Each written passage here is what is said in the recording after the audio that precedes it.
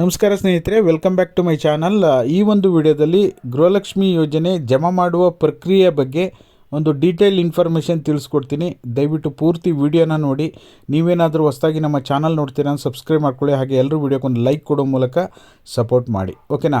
ಈಗ ಮೊದಲನೇದಾಗಿ ಗೃಹಲಕ್ಷ್ಮಿ 18ನೇ ಕಂತು ಸುಮಾರು ಒಂದು 90%ಗಿಂತ ಹೆಚ್ಚು ಜನರಿಗೆ ಜಮಾ ಆಗಿಬಿಟ್ಟು ಈಗ ಒಂದು ಲೆವೆಲ್ಲಿಗೆ ಜಮಾ ಆಗಿಬಿಟ್ಟು ಅಲ್ಲೇ ಹೋಲ್ಡ್ ಆಗಿದೆ. ಬಟ್ ಉಳಿದವರಿಗೆ ಜಮಾ ಆಗ್ತಾ ಇದೆಯಾ ಇಲ್ವಾ ಅನ್ನೋ ಕ್ಲಾರಿಟಿ ಈ ವಿಡಿಯೋದಲ್ಲಿ ತಿಳಿಸ್ಕೊಡ್ತೀನಿ. ಯಾವಾಗ ಜಮಾ ಆಗುತ್ತೆ ಅನ್ನೋದು ಕೂಡ ಪಕ್ಕ ಮಾಹಿತಿ ಇಲ್ಲಿರುತ್ತೆ. ಪೂರ್ತಿ ವಿಡಿಯೋನ ವೀಕ್ಷಣೆ ಮಾಡಿ.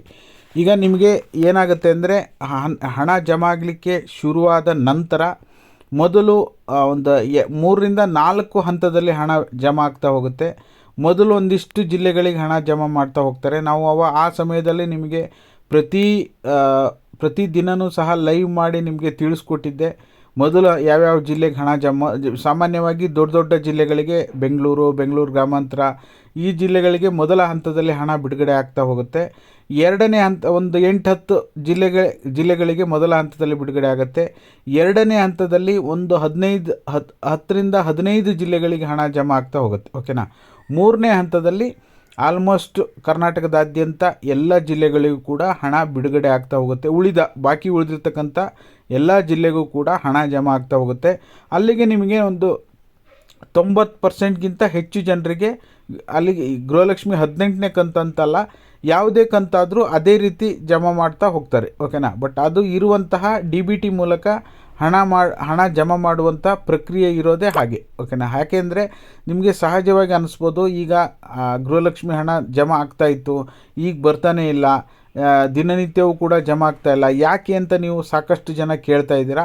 ಅದ್ರ ಬಗ್ಗೆ ಹೇಳಬೇಕು ಅಂದರೆ ಯಾವುದೇ DBT ಹಣ ಆಗಲಿ ನಿಮಗೆ ಒಂದು ಹಂತದವರೆಗೂ ಕೂಡ ಜಮಾ ಆಗಿ ಅಲ್ಲಿ ಸ್ಟಾಪ್ ಆಗಿಬಿಟ್ಟು ನೆಕ್ಸ್ಟ್ 19ನೇ ಕಂತು ಬಿಡುಗಡೆ ಆಗುವ ಸಂದರ್ಭದಲ್ಲಿ ಬಾಕಿ ಕಂತುಗಳು ಏನಿದೆ 18, 19 2 ಕಂತುಗಳಿನ ಹಣವನ್ನು 19ನೇ ಕಂತಿನಲ್ಲಿ ಹಣ ಜಮಾ ಮಾಡುವಂತಹ ಪ್ರಕ್ರಿಯೆ ಮುಂದುವರಿಯುತ್ತೆ ಹೊರತು ನಿಮಗೆ ನಿರಂತರವಾಗಿ ಜಮಾ ಆಗ್ತಾ ಹೋಗಲ್ಲ, ಓಕೆನಾ. ಮಧ್ಯೆ ಒಂದು ಸ್ವಲ್ಪ ಗ್ಯಾಪ್ ತಗೊಳ್ಳುತ್ತೆ. ನಿಮಗೆ ನಾನು ಯಾವಾಗಲೂ ಹೇಳ್ತಾನೆ ಇರ್ತೀನಿ, ಗೃಹಲಕ್ಷ್ಮಿ ಬಾಕಿ ಕಂತು 1%, 2% ಅಥವಾ ಮ್ಯಾಕ್ಸಿಮಮ್ 3ರಿಂದ 4% ಜನರಿಗೆ ಬಾಕಿ ಉಳ್ಕೊಂಡಿದ್ದರೆ ನಿಮಗೆ ನೆಕ್ಸ್ಟ್ ಕಂತು ಬರುವಂಥ ಸಮಯದಲ್ಲಿ ಅಡ್ಜಸ್ಟ್ ಮಾಡಿ ಕೊಡ್ತಾರೆ ಅಂತೇಳಿ. ಯಾಕೆಂದರೆ ಈಗ ಸರ್ಕಾರದ ಬಳಿ ನಿಮ್ಮ ಹತ್ರ ಅಪ್ಲಿಕೇಶನ್ ಯಾವಾಗ ಹಾಕಿದ್ದು, ನಿಮಗೆ ಎಷ್ಟು ಕಂತು ಬಂದಿದೆ, ಇನ್ನೆಷ್ಟು ಕಂತು ಬರೋದು ಬಾಕಿ ಇದೆ, ಎಲ್ಲ ಮಾಹಿತಿ ಕೂಡ ಅವ್ರ ಹತ್ರ ಇರೋದ್ರಿಂದ ಎಕ್ಸೆಪ್ಟ್ ನಿಮಗೆ GST ಇನ್ಕಮ್ ಟ್ಯಾಕ್ಸ್ ಅಂತ ಬಂದವ್ರದ್ದು ಹೊರತುಪಡಿಸಿ ಬೇರೆ ಎಲ್ರಿಗೂ ಕೂಡ ಯಾವುದೇ ಸಮಸ್ಯೆ ಇಲ್ಲ. ಹಣ ಬಿಡುಗಡೆ ಆಗುತ್ತೆ, ಜಮಾ ಆಗುತ್ತೆ, ವರಿ ಮಾಡುವಂಥ ಅವಶ್ಯಕತೆ ಇಲ್ಲ, ಓಕೆನಾ. ಯಾಕೆಂದರೆ ಕಳೆದ 3-4 ದಿನಗಳಿಂದ ಯಾರೂ ಕೂಡ ಕಮೆಂಟ್ ಮಾಡಿ ಕೂಡ ತಿಳಿಸ್ತಾ ಇಲ್ಲ, ಪ್ರೂಫನ್ನು ಕೂಡ ಕಳಿಸ್ತಾ ಇಲ್ಲ.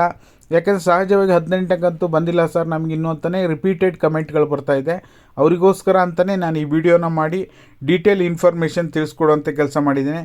ದಯವಿಟ್ಟು ನಿಮಗೂ ಈ ವಿಡಿಯೋ ಇಷ್ಟ ಆದರೆ ಏನಾದರೂ ಒಂದು ಹೊಸ ಮಾಹಿತಿ ಇನ್ಫಾರ್ಮೇಷನ್ ಕಲೆಕ್ಟ್ ಮಾಡಿ ತಿಳಿಸುವಂಥ ಕೆಲಸ ಮಾಡ್ತೀನಿ. ಸರ್ಕಾರದಿಂದ ಏನೇ ಅಪ್ಡೇಟ್ ಬಂದರೂ ಪ್ರೂಫ್ ಸಮೇತ ನಿಮಗೆ ವಿವರಣೆಯನ್ನು ಕೊಡ್ತಾ ಇರ್ತೀನಿ.